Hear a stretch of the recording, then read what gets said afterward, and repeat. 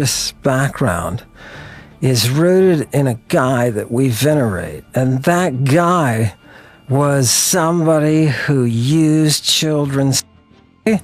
He was involved with drugs. It's a mystery that was nothing like going to church today. At least I don't think it is. Maybe somebody's other, but I don't think it's like that anymore. And the fact is, we have built a society based on a lie, on a complete lie. And it's such a hypocritical lie because the very guy that you venerate, I mean, dude, he was arrested in a public park with a kid. Danny, if you and I got arrested in a public park with 12 kids, where do you think we would be? We sure as hell wouldn't be right. Are you the only one that's are you the only one that's translating this stuff this way? No, there's other people. No, I'm just the first one to have guts to do it. Are there other classicists or linguists who have translated these same texts you are and corroborating what you're saying? Yeah, Dr. Ruck, for example, and that's why I always throw him out as my corroborator. Dr. Ruck will tell you, because he and I translated Apocalypse together, and I showed him my breakdown and outline of it. Mm-hmm. And so he can tell you, all I'm doing is translating. None of this stuff is made up. It's just straight up translations. Mm-hmm. But it's translations coming from somebody who's actually read the medical side and read the science side and can talk about what the terms are actually doing. Mm. Until classicists get off their lazy rumps and stop trying to sell books, they're not going to. Classicists infamously hate Bible studies. Yeah. I mean, they're kind of a joke. Biblical scholars are kind of a joke with classicists, and they know that if they get into that patty, there may be some landmines in there. Our religious background is rooted in a guy that we venerate. Yeah. What is the Christ? What is the Antichrist? What is the Christ? If you have to know the Antichrist, you have to know the Christ. Right. It's a Greek word. For applying a drug to your eyes so that they may be open. That's what the Christ means in Greek. Yes, it's from the verb chrio, to be stung by the gadfly. Huh. Who's the gadfly? Who is the gadfly? Yeah, I don't know. Socrates said he was. It's a thing they had going on. Remember, they have orgies and stuff like that. Yeah. What is the Christ? What is the Antichrist? What is the Christ? If you have to know the Antichrist, you have to know the Christ. Right. It's a Greek word. Medea, the priestess who is credited as the progenitor of the oracular mysteries, was a pioneer of medicine and an expert in pharmacology. In the Scholia on Apollonius, we are told that Medea's Promethean drug is made in the kochlos. The LSJ tells us that kochlos is a shellfish with a spiral shell used for dyeing purple. It also specifically mentions and identifies this shellfish as the murex, which is the mollusk we have been seeing in the last few episodes, which is called porphyra, which is also the word for purple. Calchas from the Iliad is described as a priest of Apollo who possesses the power of divination and prophecy. Quote, "Among them arose Calchas, son of Thestor, far the best of bird diviners, who knew the things that were to be, and that had been before, and who had guided the ships of the Achaeans to Ilios by his own prophetic powers, which Phoebus Apollo had bestowed upon him." End quote. The name Calchas is a masculine derivative of the word kalche, which the LSJ shows is another word for porphyra, the purple murex limpet, and also the dye which is obtained from it. Calchas, therefore, is another example of someone within the oracular priesthood of the mysteries who has a connection to the purple. Quote, Liddell and Scott, following the tradition of J.B. Hoffman, relate the name to kalche, the purple murex, exactly in the sense of the English mood word, blue. As there is no clear path to an Indo-European root, some suggest a loan word. In the more speculative suggestion, the darkness is not blueness, but is the colour of corroded bronze, kalhos. End quote. Now what's interesting about this statement is that when bronze is heated, it does turn a bluish purple colour. Take a look.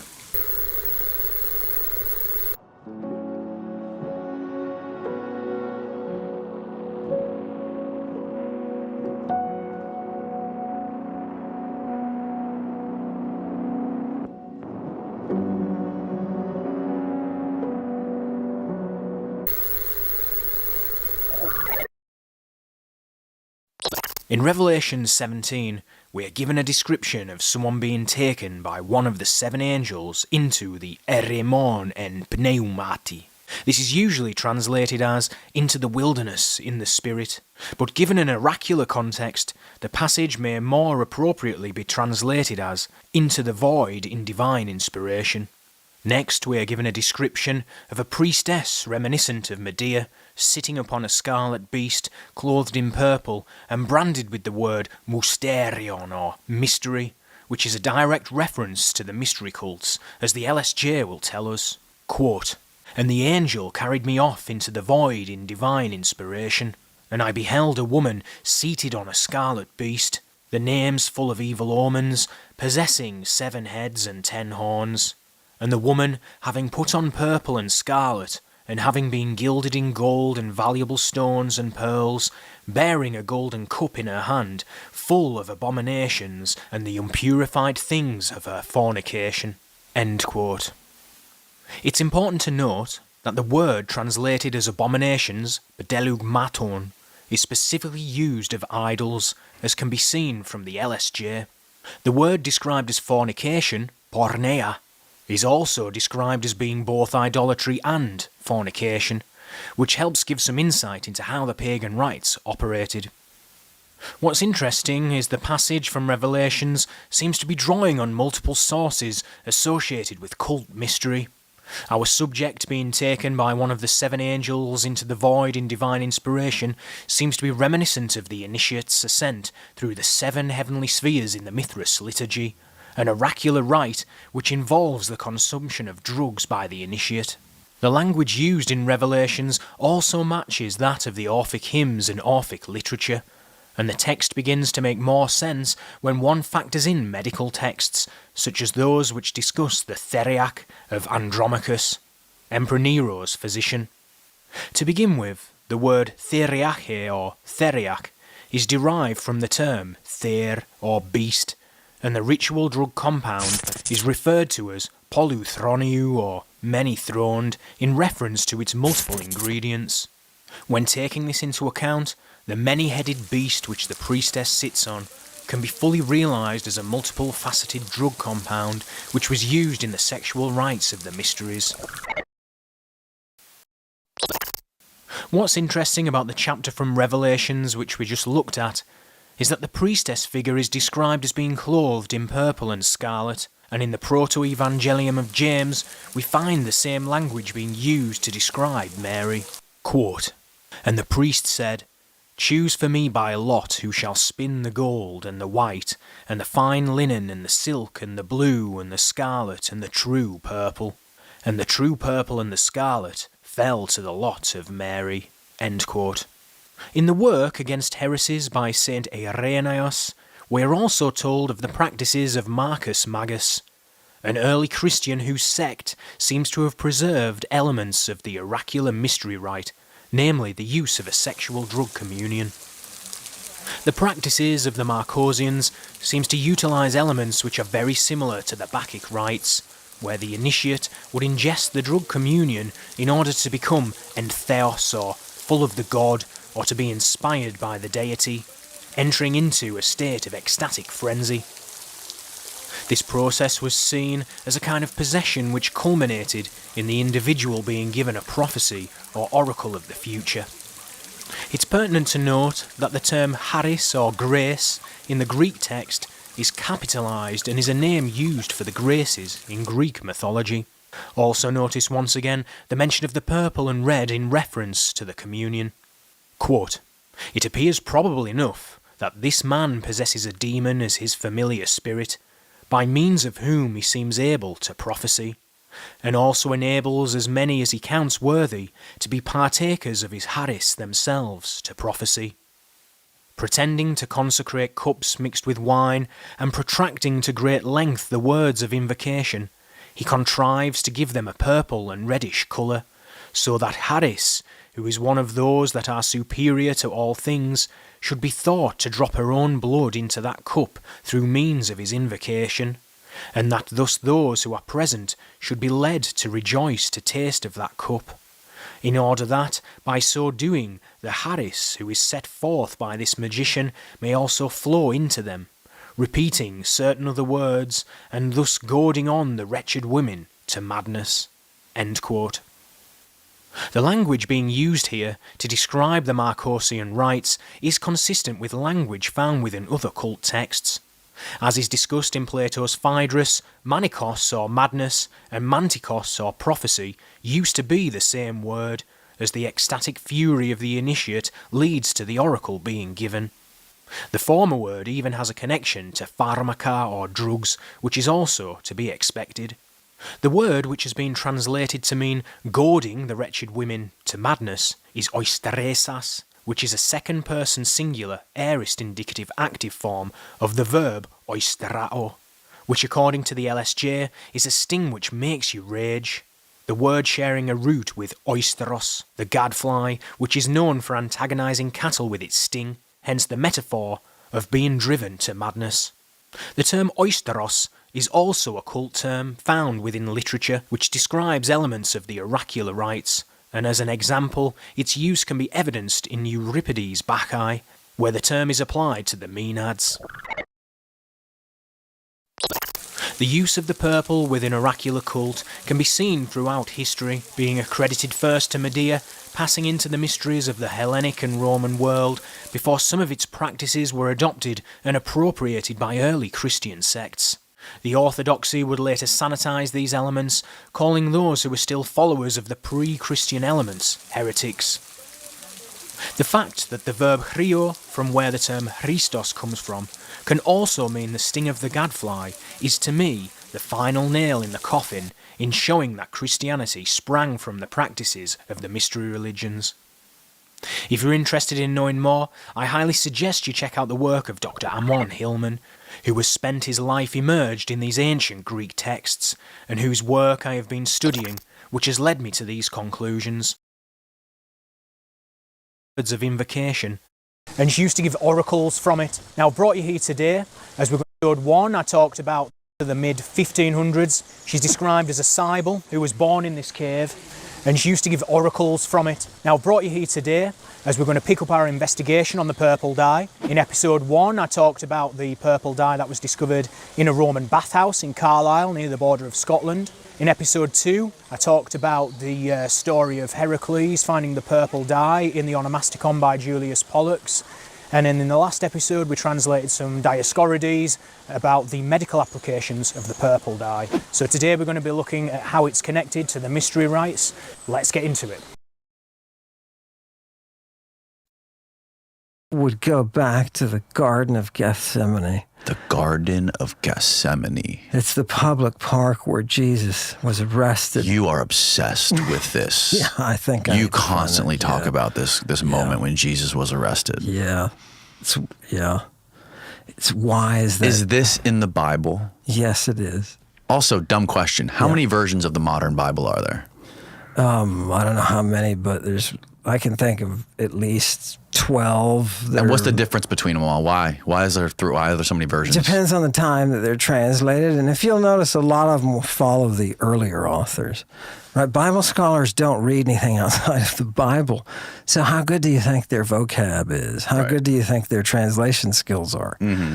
Right, that's the problem. So those translations are generally pretty bad, and that's what I brought some examples of. Okay. And this is in the garden, actually, that I brought these slides for. Okay. And this is the Garden of Gethsemane, and where are we? We're with Jesus in the first, and he's being arrested. Okay, so let's give some context. Yeah. Let's give some context to this. So who was Jesus, and why, and what is so good? What is so great about him? Yeah, Jesus is a guy who walked around with 12 children and All the time. and prophets and a group of prophets. No, I'm just telling you what the text says. He was just a guy who walked around with prostitutes. Prostitutes and children. So what was so great about him? He him? called his disciples and he calls them his children constantly, right? Remember, God. So he's a pimp. God blesses those who take care of the children, right? Okay. Yeah. He takes care of these children. He takes care of these children. Okay. There is a female underage prostitute called the Paidiska. When Jesus Christ is in his trial, his followers won't admit they're his followers, right? It's the whole, you're going to deny me, right? Jesus is all like, I'm going to get friggin' scandalized, right? And you're going to deny me. When he's in the garden and he gets caught. Mm-hmm. And those three, Peter, James, and John, they're keeping watch, the text says. They're guarding at a distance. While Jesus takes the naked boy that's been assigned to him, that's what the text says, like a slave. So the depiction of this event is only in one version of the Bible. Is that right? Is it Matthew? No, it's in multiple, but the kid is only in Mark. Only in Mark. Yeah. Okay, and it's only like 2 sentences, And- right? Stephen, can you pull up the passage? I've got it here. Oh, you've got it there. Okay. Yeah. 1451. Is that first line? I can pull up the passages and show the different versions. Yeah, and let's how do it that. translates as well. What passage is it? Mark 1451. 1451. All right, cool. Okay, a young man. What is it? Can you blow it up? Yeah. A young man wearing nothing but a linen garment was following Jesus when they seized him. That's all it says. Yeah. Now look at the Greek. Oh, yeah. And it says, a young boy was assigned to him, having wrapped his penis with a medicated bandage, and they arrested him. A medicated bandage is what it says. Sindon, yeah. I've got the... Okay, so I'm comparing I've got yours to what this one says. So visibility, I can turn on Greek as well. Okay. I would love to see how this online Bible matches yours. Check out the... Is okay, so right here, is that exactly what you're reading? Yeah, that's what I'm reading. Okay, which one of those Greek words is wrapped in a medicated linen? Epigumno. This is on the... Okay, let's just start on the first line. Maybe should we go to his computer, Steve? Yeah, I'm punching it up. That's it. Okay. Let's go to the first one. The second word in is neoniskos, and that is what we call a diminutive. So Neoniskos. it's a little of something else. And what is a neonias? A neonias is a boy. Okay. Yeah, so this is a little boy. Okay. And they called paidiska female prostitutes who were underage. Okay. And when I say underage, I don't mean... Did they define under underage down 18. back then? Yeah, that's what I'm saying. It's not under 18. It's before... So, okay. Right. So that was their word for before. Age was...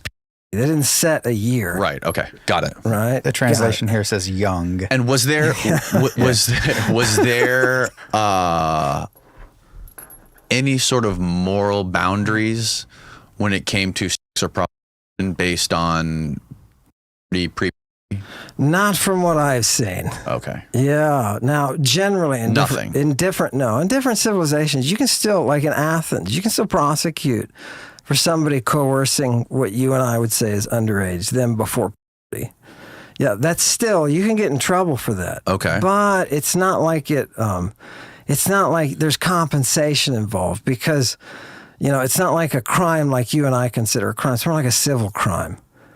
Yeah. Okay. I like being punched. Right. Yeah, you've damaged somebody so you can give them reparations for damaging them. Okay. That's what you do. But the pedagogy in antiquity, pedagogue, that person who raises, educates the children, right? That person, that's the kentauron, they called them. The centaur.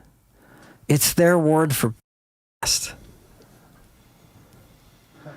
Which means what? Oh, with children. Oh, Yeah. Yeah. Yeah, and Chiron, remember Chiron, he's a centaur who is the master of Heracles. And now you know why Heracles has his boy Hylas. Do you understand? The sacred mysteries pass from generation to generation. okay. Yeah. So, again, what was so special about Jesus? He was a guy who walked around with kids, Yeah. Apostles. apostles. Yeah. So, what was so special about him? Was he the only one doing that? What was so what was so special about it? Like, oh, and that's perfect. No, he's not. It's called being a leistes. What is a leistes? He was crucified between two of these. A leistes is defined, and I've got it on the next. Let's see. Oh, here, look. This follows my presentation.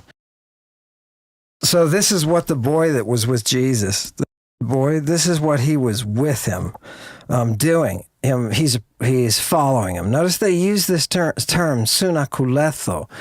And right? Kolutheo, where do you me. get this from? This Oh, image? thank you to the Victorians from Oxford who have given us this wonderful, fantastic lexicon of ancient Greek. Okay. 1850s. Okay. After that book that you just had was Okay.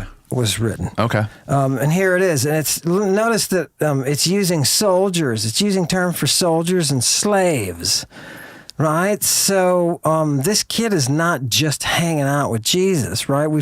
People have tried to explain this for a while. What was the kid doing with Jesus, right? Okay. Anyway, let's go on to the next one. Double click. There you go. Now hit the green Blow it button. up. Look, this is what the kid is wrapped on his gumnos. And you say, what's gumnos? Gumnos Fine is... cloth, usually linen. Yeah, fine cloth. Look where look at the second line. It says busines telemones, right? So they're wrapping things in this Used for fine mummies. cloth, right?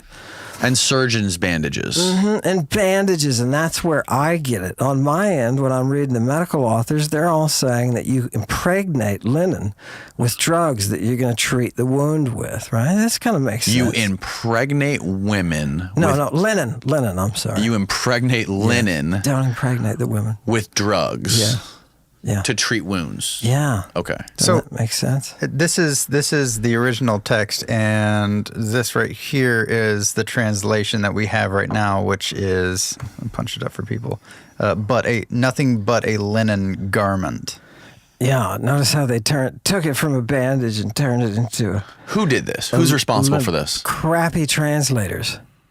People who do not work with the Greek. If you bring up the next Is this an accident or is this intentional? no, these it's translations? intentional stupidity. Are they intentionally leaving this shit out of the Bible? Because No, it's bad training. oh, okay. It's just bad training. Okay. Yeah. There we go. Now watch this one.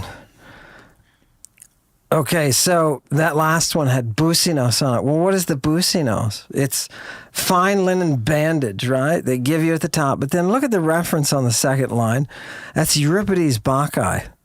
Okay, so this is something that they're using within some kind of religious ritual. And look at number 2 at the bottom. Roman numeral number 2, Porphyros. That's Hesychius. And who's Hesychius? Hesychius is a sexy lexicographer from the 4th and 5th who comes in, and he has access to these ancient Greek lexicography texts, right? So before anybody was having any kind of substantial literature, the Greeks were already at the level, and these are ancient Greeks, they're already at the level of creating a language that is so highly specialized, we're still trying to translate it. These translations that you've just pulled up, what does this have to do with, or what does this tell you about the scene of Jesus in the park? That's exactly what this verse says right here. It says... Can you zoom in on that a little bit? Yeah, can we... There you go. There you go. You just did it. Yeah, and so he's... what happened? So Jesus is there, and it says the kid dropped the bandage and ran off naked. That's exactly what that says. The Okay. kid dropped the bandage and ran off naked. Okay. Yeah. So, and it says specifically in 51 that it was epigumnos. And epigumnos is on his private parts. An epigumna, which is the bandage that's soaked in drugs. The sindone that's on there, right? And why? Why is Jesus with the kid? Remember when he first walks in the garden, he falls over, he stumbles over, and he's in pain. He's going through the exact same symptoms that doctors will describe. Jesus is? Of the drug users. Yeah, it's in this chapter. It's in Mark 14. Yeah. So he's tripping. It says that he's exceptionally fearful, right? So it looks like he's in some kind of psychotic fear, and he's screaming about, "Take it, don't let me do it." And he's with his kid. He's with this kid at the time, right? And he ends up with stuff on his face, stuff that is like big drops of porphyrin. I'm talking about bodily fluids. Blood is how Blood. it's typically, no, that's how it's translated. It's not the blood that he's got, it's purple. And he's got an antidote from the kid's sin. That's the galene, is the kid's sin. Heracles has to have Hylas. He has to have his boy. Zeus has to have Ganymede. On the Pripaic side, they call it Ganymede's. And the question is, do you drink from Ganymede's? I don't. Well, that's why you're not in charge. Yeah, probably. All right, bring me back down to earth here. What's going on in the park again? So Jesus has the purple on his face. Yeah, he's got the purple on his So face. Jesus is having some sort of a psychotic fit, right? He's having got some kind of overwhelming emotional state that's hitting him so hard, he's falling on the ground. So he's got something on board that's causing him to stumble. And it's 4 a.m. in the morning? It's 4 a.m. Yeah. Yeah. And he's got and who he just came from the who wrote this, by the way? Party with the kids. He just came from Did the one of the party. cops write this? One of the cops that arrested him? No, this is Mark. Yeah. Mark was there. Well, no, Mark is telling you the secret things that you're not supposed to know. So how does Mark know if he wasn't there? Yeah, well, I don't care if he does or doesn't know. The fact is he's saying them. Okay. And that's what's scary. Well, how do we know Mark You didn't have have an a axe to grind religious- against Jesus? you You want to don't- make Jesus look like a bad guy and make him look like a weirdo Well, or he a crazy could. person. He could, maybe. I don't know, for all I know. Right. That's why I say we have to stick with exactly what the sources The point say. is that this is take it for what it's worth. This is what Mark said. Yeah, and he said... And Mark was not there. No, it's Peter, James, and John, and the kid. Okay. Yeah. Now, Mark, where did Jesus come from before this? In the scene, he came from the place where he was with all the kids in the upper room. That's where they came from, right? In what room? In the upper room. It's just the way to refer to the place. Look, it was shady, right? This is part of the cops. This is part of what the cops have on him, right? He sent out a couple of his boys to go scout out a place. And when he did, he told him, hey, you're going to come to this guy. And he's standing there and he's doing this. And you got to approach him and say, Jesus' boys, where do we need a place for Jesus to celebrate? And he says, take him in here. And he finds a guy and they take him up. And they get a shady backroom business. Remember, what does Jesus do with his boys? We all know this. That's why we're a crowd and we're angry and we want Jesus crucified. Now you understand why there was a friggin' crowd there. Yeah. A little bit brutal with him, weren't they? Well, yeah, they had good reason to be. He was with those 12 underage kids in that room washing feet. And you got to get naked when you wash feet. Have you ever washed somebody's feet naked? Not that I can recall. How about a 12-year-old boy? No, absolutely not. Now, why wouldn't you? Do you have some kind of problem with Jesus? Apparently I do. Yeah, okay. All right. That's too bad, because he ends up in the garden after this with the 3 older ones, and he says, keep guard while he takes the young kid off to the middle of the garden. In the meantime, they're falling asleep while Jesus is rolling around in agony and doing what he's got to do to get for the Galene from the boy. Mm-hmm. And that's the mastery here. The boy has some kind of antidote. Mm-hmm. Galen describes yeah, it's not milky. Galen describes this. Yeah, as long with the girls exudate from their breast. You can milk. You didn't know you could? I did not know that. Okay, well, you can, medically. Probably has antibodies in it to whatever the venoms they're using. Because these same girls, you cut them. And this stuff? You cut them and you wrap them with the snake venom. And that's why we all hold up the serpent. Right? We all know it. You see my tattoo, right? It doesn't Which tattoo? It doesn't say it was on a pole. Show me the tattoo you're talking about. It says it was on a tattoo. I'm just any of them. Just any of them. I'm waxing poetic. I'm sorry. Okay, so Galen talks about this that boys and girls create, and he talks about this being used as an antidote to snake venom specifically. It's the Galene. It's a Greek term that means the calm after the storm. Galene.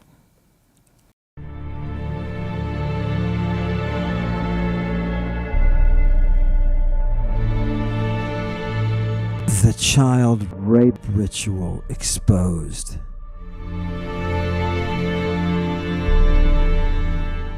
Early Christian priests altered perceptions of sexuality in Roman culture by employing child rape as a means of reinforcing indoctrination. Ancient child abuse within the church was not the product of a few rogue pedophile priests.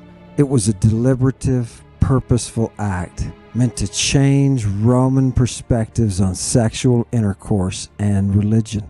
The Christian hierarchy used the sexual assault of minors as a means of transforming a society steeped in the veneration of female sexual allure and feminine spiritual and political authority. The Christian war on classical values redefined morality and enabled priests to use extremely brutal mechanisms for changing the way people thought about sex.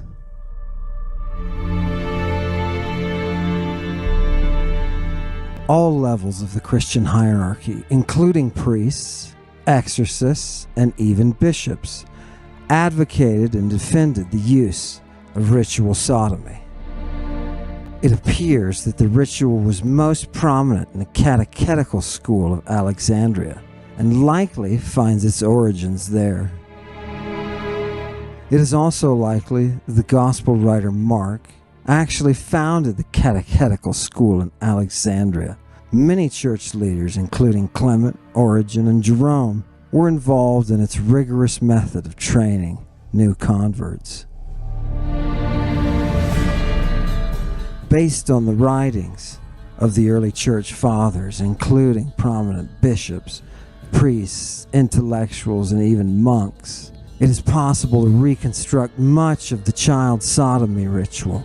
Authors connected with catechetical schools yield a wealth of evidence that reveals ritual abuse to be a consistent, brutal, and highly effective means of indoctrination. According to our ancient sources, if you were a Christian priest living in the earliest era of the church, you knew what had to be done. Nothing was more merciful in the long run. Remove the masses of unfortunate orphan children from the streets a few at a time and prepare them for salvation. Starve them. Recite creeds to them with a steady, droning, persistent repetition, and then gather them together into the secret chamber, a place that only priests were allowed to frequent, a place where the devil could be summoned, a place where a priest could forever purge them of their desire for sexual intimacy. It may be hard for a modern audience to understand, but in the early centuries of the Common Era, salvation was no joke. Original sin was a doctrine that non-Christians ignored and even mocked, but exorcist priests took it very seriously and were specially trained to root it out. Every good Christian knew that young boys, particularly orphan children without the protection of living parents, were susceptible to sexual impurity, something that would drag their souls directly to hell. The only way to purge this impulse, the only way to save their souls, was to force them to undergo a sacred ceremony, a mysterious initiation that would forever cleanse them of inappropriate sexual desire and deliver them to Christ. Fires of temptation. Contemporary Roman Christians knew of this ritual as applying, quote, the fires of temptation. It was a devastatingly difficult indoctrination meant to rescue the damned. It even required that a priest be on hand after its completion to fully debrief and counsel the shell-shocked initiates. The severity of Christian initiation disturbed the Romans, but in the eyes of the church hierarchy, desperate spiritual times called for desperate spiritual measures. Ritual exorcism is not difficult to comprehend. Its theology is as elegant as its rationale is unquestionable. In the mind of the Christian priest, the world is full of demons, and these demons have a peculiar affinity for naive, spiritually pure, pre-pubertal boys. Tertullian wrote in Apologeticus about the belief that Christians possessed a fiery breath that was able to send demons out of the bodies of the possessed. He says that demons flee to the touch of Christians or their breath. This fits the historical context well when we consider that Cyril of Jerusalem, one of the greatest advocates of ritual sodomy, wrote in the Pro-Catechesis and Mystagogical Catechesis about the process of breathing or blowing upon young, nude, oiled boys. Be earnest, he says, in submitting to the exorcisms.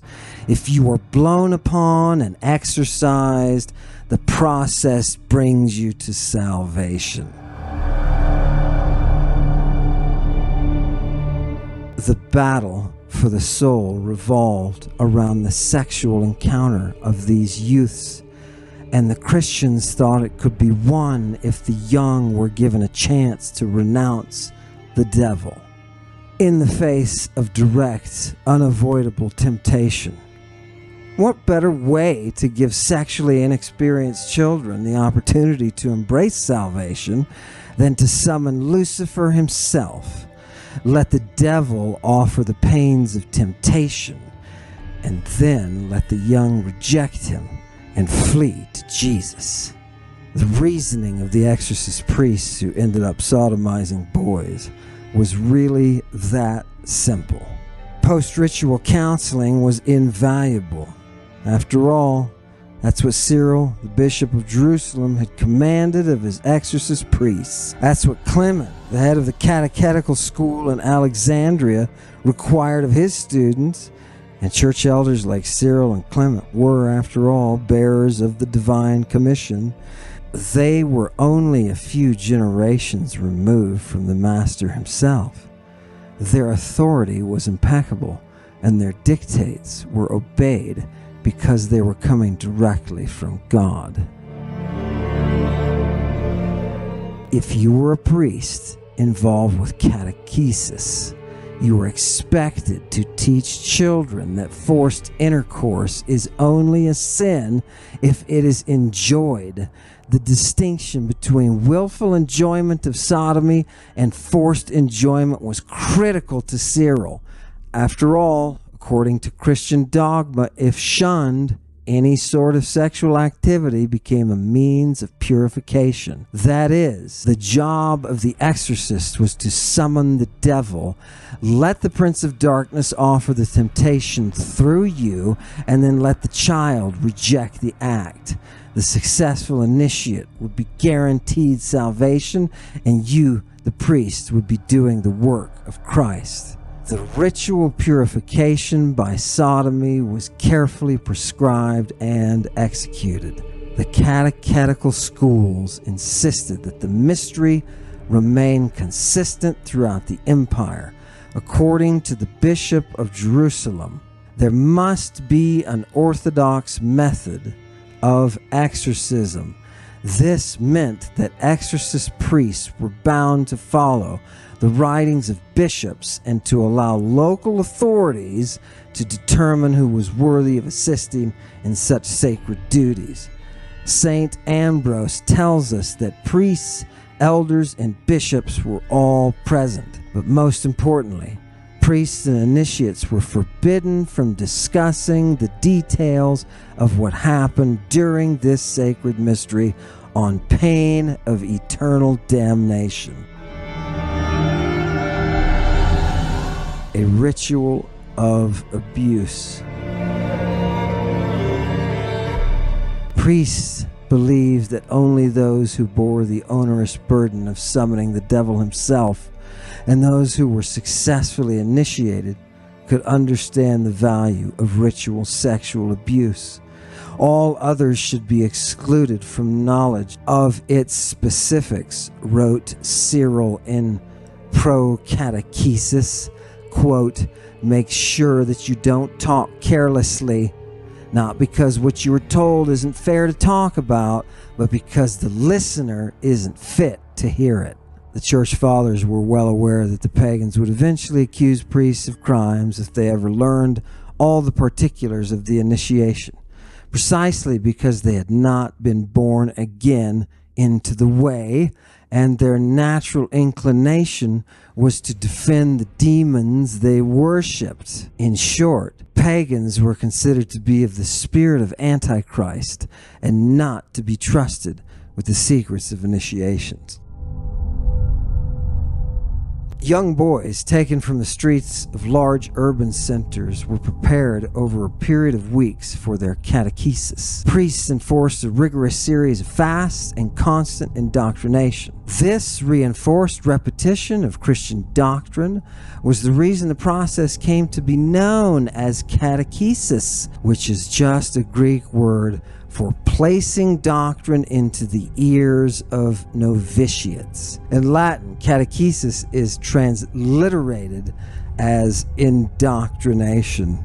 After weeks of starvation and repetitive indoctrination, children deemed ready for the initiation ceremony were taken to an out-of-the-way chamber or location where they were sequestered from the general population of novitiates. In the first step of the process of initiation, priests removed all of the clothing of these boys. If the children showed any evidence of being ashamed to stand before a group of priests naked, Cyril commanded that they be reminded that Jesus was himself crucified without his clothing. They had no need of embarrassment to stand as Jesus stood naked before the world. In Cyril's own words from his mystagogical catechesis, as soon as you entered, you took off your tunic.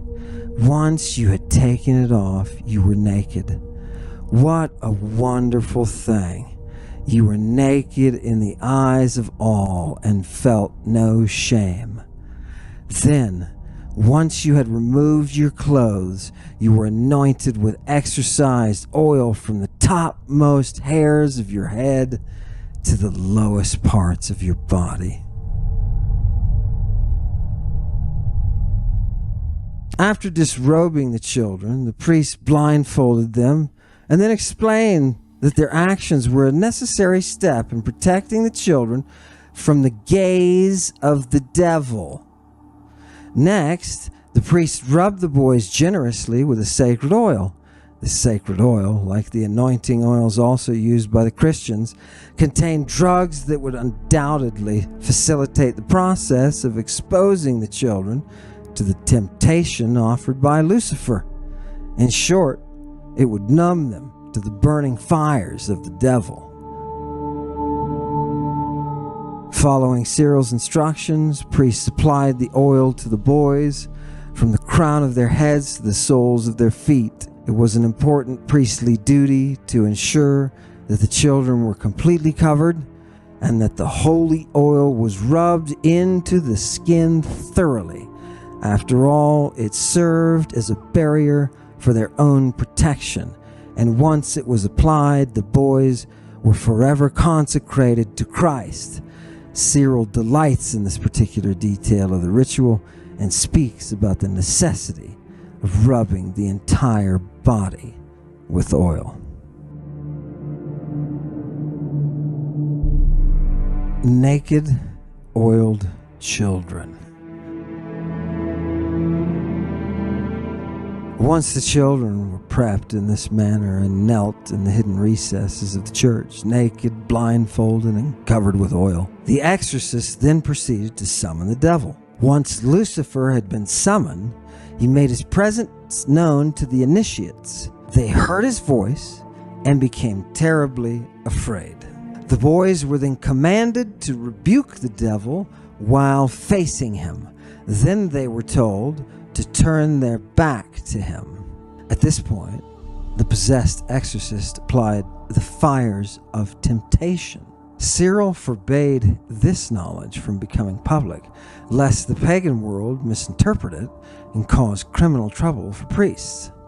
What we do know about the fires of temptation is that at least one Christian author reveals them as the act of sodomy.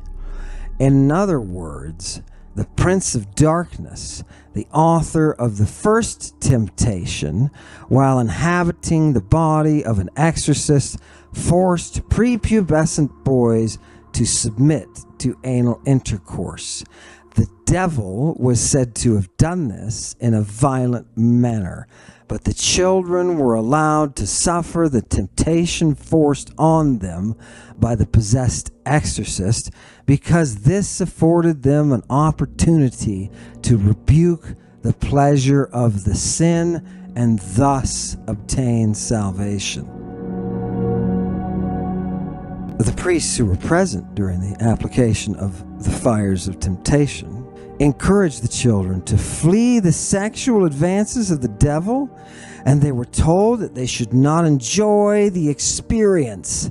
The priests helped the children to call upon the name of the Lord, to see past the pain of temptation to the relief of salvation. When the devil was present, applying the sexual temptation, the boys were told to rebuke him in the name of Jesus. They rebuked his acts of violence. They rebuked his offer of carnal pleasure. Helping the children to renounce this forced sexual act allowed them to accept eternal salvation.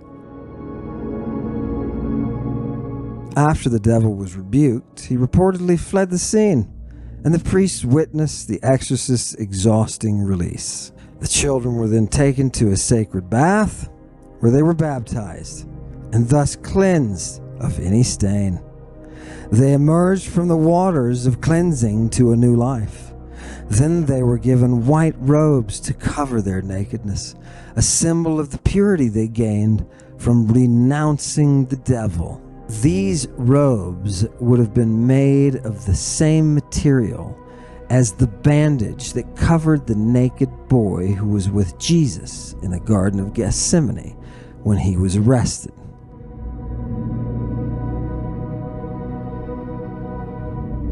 After this ceremony, the boys were returned to the priests involved in their initiation in order to purge themselves of any violent memories of the fires of temptation. The priests then repeated their instructions that the details of their initiations were to remain a mystery. Telling others about their experience was a sin. The boys were reminded that hell awaits those who are disobedient. Finally, they were given food.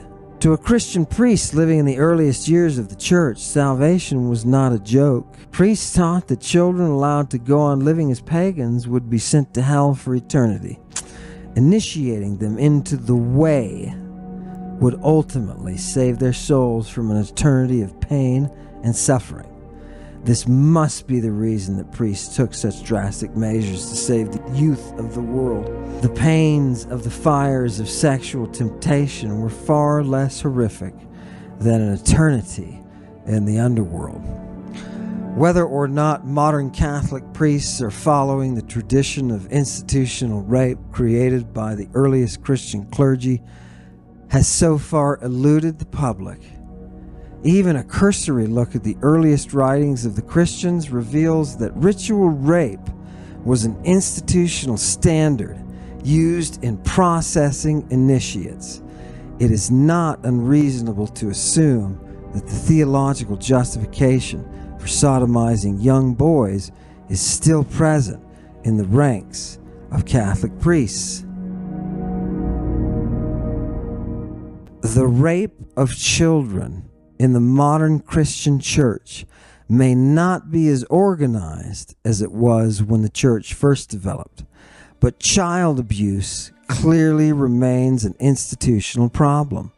For reasons that continue to elude investigators, the church actively fosters and protects the practice of child molestation and sexual assault. Priests have sexually abused children for centuries, and bishops have always protected these rapists from prosecution. The Catholic Church has remained very much the same for 2,000 years. The problem of child rape may never be rooted out of the Church because it is integral to the very foundations of Christianity.